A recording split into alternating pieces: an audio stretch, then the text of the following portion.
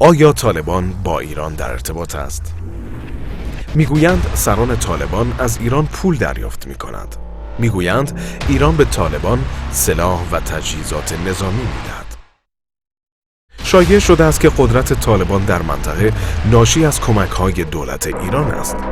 در بین این شایعات و گمانه‌زنی‌ها خبری منتشر می‌شود.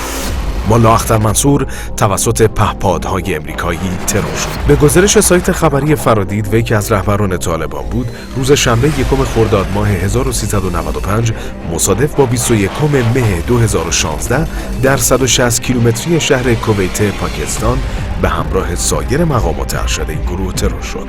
اداره اطلاعات افغانستان روز بعد از این حادثه این خبر را تایید کرد. بررسی‌ها نشان می‌دهند رهبر طالبان و هیئت سیاسی مذاکره کننده آن چندین بار به دلایل مختلف به ایران سفر کردند. سایت رسمی طالبان تایید کرد که هیئت بلندپایه امارات اسلامی به ریاست طیب آقا برای بررسی اوضاع فعلی افغانستان، منطقه و جهان اسلام و همینطور وضعیت مهاجرین مقیم ایران به این کشور سفر کرده است. سایت خبری پارس نیوز در گزارش خود اذعان می‌کند که هیئت سیاسی طالبان افغانستان قبلا هم 2 مرتبه به منظور دیدار با مقامات امنیتی جمهوری اسلامی ایران و همچنین شرکت در کنفرانس بین‌المللی بیداری اسلامی به تهران سفر کرده بودند.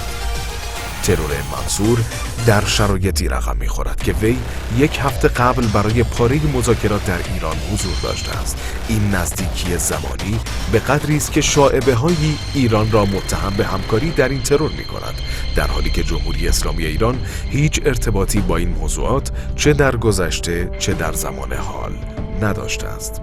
همینطور می‌بینیم که مولانا سمیع الحق که به پدر معنوی طالبان معروف است، برای شرکت در همایش علما و بیداری اسلامی به ایران سفر می‌کند.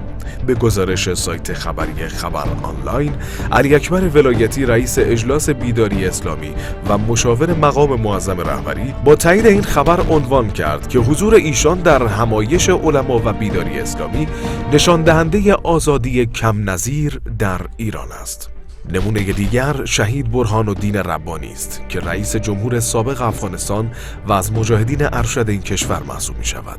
ایشان که برای شرکت در همایش علما و بیداری اسلامی به ایران سفر کرده بود، بلافاصله پس از بازگشت در منزل خود ترور شد.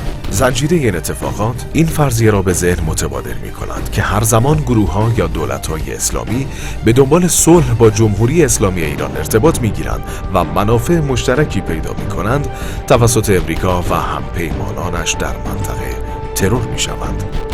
این سوال به ذهن می‌رسد که امریکای مدعی مبارزه با تروریسم که بارها به همین بهانه به خاورمیانه لشکرکشی کرده، چرا تاکنون رهبران گروه‌هایی نظیر طالبان را از بین نبرده است؟ یا از آن مهمتر، چرا هیچ یک از رهبران داعش توسط امریکا ترور نشدند؟ گروه تروریستی که سالهاست امنیت کشورهای خاورمیانه و بسیاری از کشورهای اروپایی را برهم زده است و هزینه‌های سنگینی را به این کشورها تحمیل کرده است.